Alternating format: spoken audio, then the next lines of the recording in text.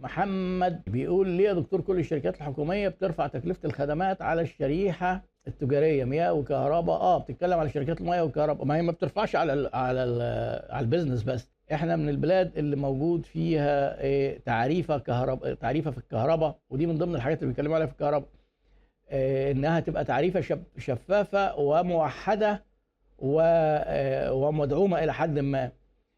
احنا عندنا في التعريفه بقت معقده شويه، وعندنا اسعار الطاقه زادت بشكل جامد خلال الكام سنه الاخرانيين على المنازل وعلى الشركات. طبعا الشركات اكتر، ليه؟ لان هم بيدخلوا في شرايح عاليه جدا، لان الشركات خصوصا اللي بتعتمد على الكهرباء في التصنيع بيبقى التكلفه عندها عاليه.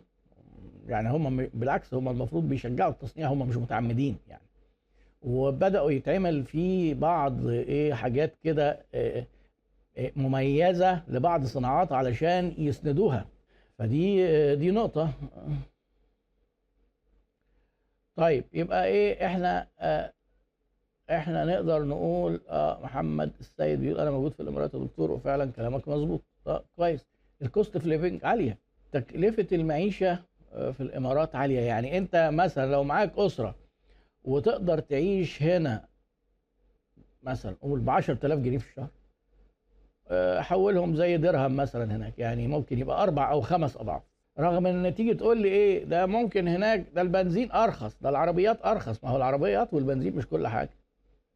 السكن لوحده شوف قد ايه فرق كبير جدا، بالذات في دبي مثلا. دبي بيضرب بيها المثل في تكلفه المعيشه، غير الشارقه، غير ابو ظبي، غير الكلام ده. وبرضه عاليين، يعني هم برضه دي تكلفه عاليه نسبيا عن مصر. فما تجيش انت تيجي تقول خلاص ما دام سويفل راحت يبقى احنا نروح. وسويفل دي كمان قصه معقده، هو مين وجنسياتهم كانت ايه وبداوا في مصر وكان مخطط يروحوا ولا جت كده، ولا يعني الموضوع ما هوش زي ما انتم متخيلين كده يلا بينا. وهو طبعا بيتم استغلال القصص دي سياسيا، وهناك الحكومه اتكلمت عن الموضوع ده وكانها يعني جنه العرب والارض اللي هي يعني الاحلام. الموضوع مش للدرجه دي. هم قدروا يعملوا تجربه بصراحه استثنائيه. دبي استثنائيه بدون اي موارد او موقع او طقس او بترول او اي حاجه. بقوا مركز تجاره عالميه في تجاره الترانزيت.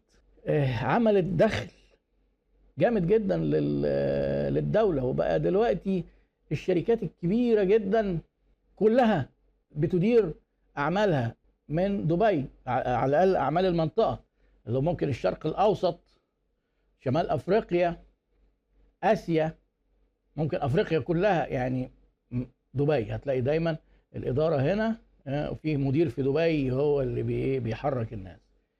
وده نجاح لدبي جامد جدا.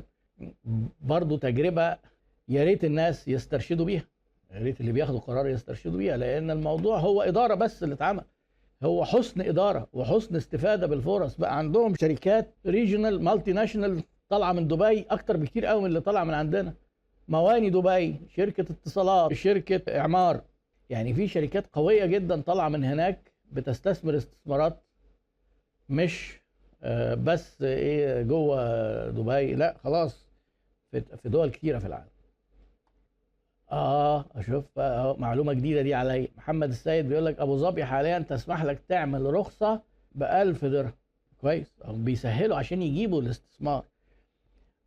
احب اقول ملحوظه برضه، الاستثمار الخارجي مهم، ان الناس يجوا يستثمروا مهم، والاستثمار المحلي مهم.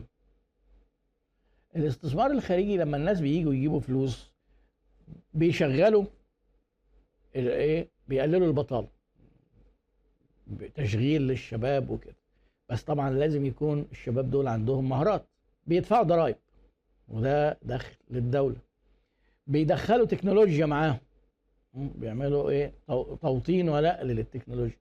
في شويه ميزات كتير، بس من ضمن العيوب ان باستمرار بيخرجوا ارباح، فباستمرار بيعملوا ضغط على العمله المحليه لانهم بيطلبوا دولار، فباستمرار ممكن يأثروا على حاجة اسمها ميزان المدفوعات، ان الدولارات اللي بتخرج كتير، لان هو بيدخل دولارات شوية في الاول يستثمر وبعد كده بيقعد بقى يخرج دولارات ارباحه شهريا او سنويا. فعلشان الاستثمار الاجنبي نبص له على انه ايه، ان الناس لو خرجت من مصر استثمرت بره فدول كده ظالمين وظلموا انفسهم.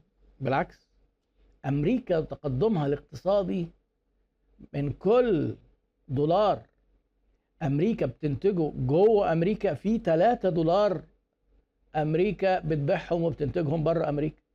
ما هو في حاجه في الاقتصاد اسمها جي ان بي، جروس ناشونال برودكت، الناتج القومي الاجمالي، اللي هو ايه، اصحاب الجنسيه بتاعت البلد. يعني المصري اللي يعمل بيزنس في دبي ده بيتحسب في الجي ان بي بتاع مصر، لانه المفروض بيحول ارباحه مصر، بيحول ممكن يشتري املاك في مصر. واحنا في مصر كده بيبقى ايه، عندنا ثقافه ان احنا بنحب كده ايه، الملك. فالفلوس اللي بتدخل دي بتتحسب لمصر. يعني برضو مش عايزين نيجي نقول ايه اللي يخرج بره ده كده إيه، خاين. رايح فين يا خاين؟ واخد الفلوس وسايبنا يا خاين ليه؟ لا طبعا. مع ان يعني الاعلام في ساعات بيرتكب هذه الاخطاء، بس شعارات الاعلام زي ما بقول لكم كده، اللي هو الباينري بايس، اللي هو ده كده ايه، بيستثمر بره يبقى كويس ولا وحش؟ يبقى وحش. لا طبعا مش وحش ولا حاجه.